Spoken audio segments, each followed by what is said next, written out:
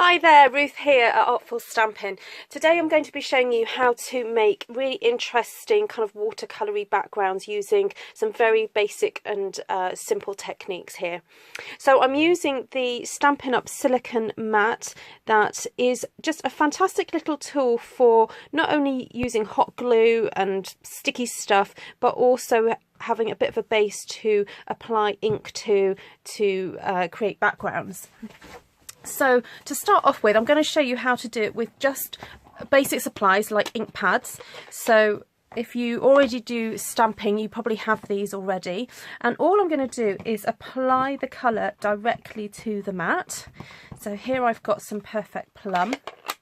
And I'm going to be using colours that are complementary to each other. They're next to each other on the colour wheel.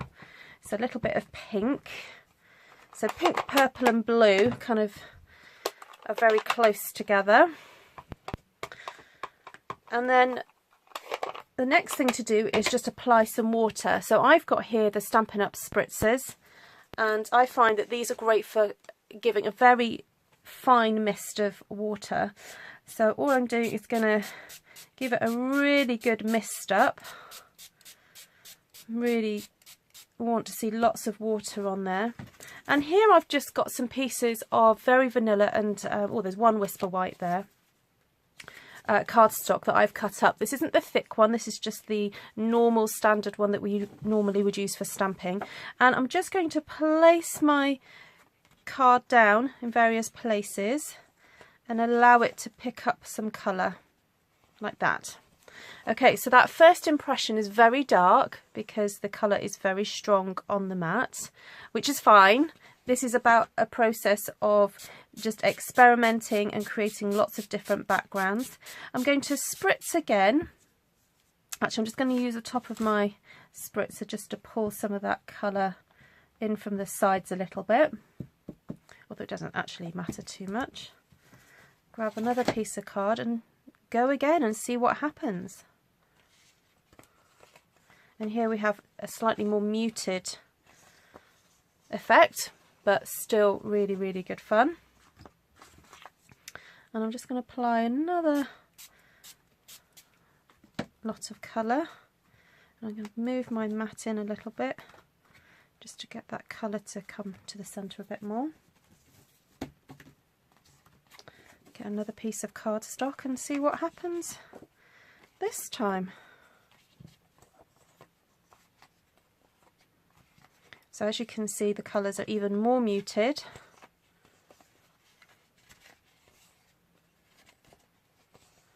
There we have it. Now another fun technique is, rather than getting the colour all over the piece of cardstock, we can focus on just the edges. So I'm just going to apply a little bit more water and just dip the edges of my cardstock in the water, just to give a, I suppose, a vignette effect. So vignette is where you focus in on the centre, so you just apply colour or shading to the edges of your canvas or your card or your piece of work. And then we have a really interesting kind of border going around the edge. Another fun technique for getting a background onto your card is to use the watercolour pencils. Now, obviously the normal way we use these is to colour in, but did you know that you can scrape them and use them? So watch this, guys. Just grab a pencil and use a pair of scissors and very carefully just scrape some of the tip of your pencil onto the silicone mat. You might sometimes catch the wood, don't worry about that. It's not going to affect the results too much. So that's the pumpkin pie. Here is some, which one's this one? Rich Razzleberry. Now the nice thing about this is that you can be a little bit controlled about where you actually apply some of the colour. So that's that. And then this is Calypso Coral. Just do a few flecks of that. And then here we've got Melon Mambo. So you don't have to do as many colours as I've done. I've done like 4 colours on here. And because they're watercolour pencils, they are going to react with the water. So this is very much trial and error. I've had a go at doing this and overwatered sometimes, and do it from up high because the force of the mist coming down can push the shavings off your silicone mat. So do the spritzing from about 30 centimetres or 12 inches away and just allow it to build up and to slowly let the water react with the shavings on your silicone mat. Then get a piece of cardstock and lay it down. And I like to leave it for a few seconds just to allow the colour to seep in. Okay, and let's see, I'm hoping for the best. Woohoo! There we go. Okay, so that's the result of that. This gorgeous kind of like speckly kind of finish. And of course you've got some spare bits there, so if you want to use that up and apply a little bit more to what you've done, you can do, or you can just re-spritz and do a lighter version.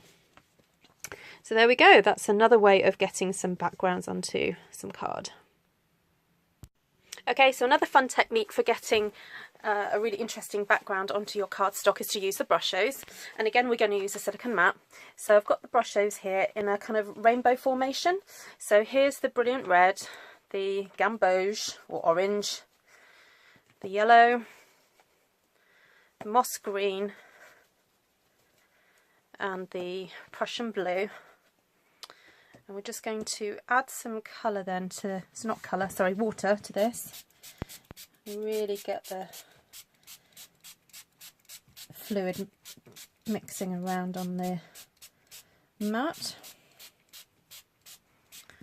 And then add your cardstock over the top. And lift off. There you have a really fabulous kind of rainbow effect. And of course we've still got some colour left on here, so it would be a shame to waste it. So let's get a more muted version onto whatever's remaining. And because the pigment is so strong in these powders, there's always lots of residue, lots left on there, and you can see there was plenty there to get a second impression. And there may even be enough to get a third. You know, why waste any of the ink that's on there? I can still see flecks of colour on there. I'm just going to move that around. This time I might just have to pop it down twice to pick up whatever's left on my mat. Oh dear, knock something over there then. So I think it even, look, it went underneath, so let's pick that up. Let's not waste that. And there's some on my grid paper as well, so I may as well pick it all up, because it all makes an interesting background. And if you don't like it, you can always just have another go. Pop some more colour down and away to go. So this is just a slightly different way of applying the Brushos. Obviously you can apply it directly to the cardstock, but this way you just get a slightly different effect by doing it this way. So just create some fun, interesting backgrounds.